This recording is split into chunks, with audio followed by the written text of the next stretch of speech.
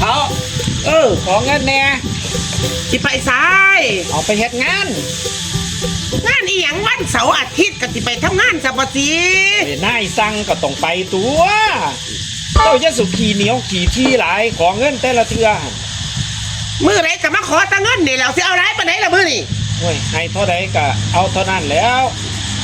เอากูมี20 บาทนี่ล่ะ 20 บาท สิเอาหรือบ่เอาน่ะมี20 บาทเท่านี้ล่ะ เอา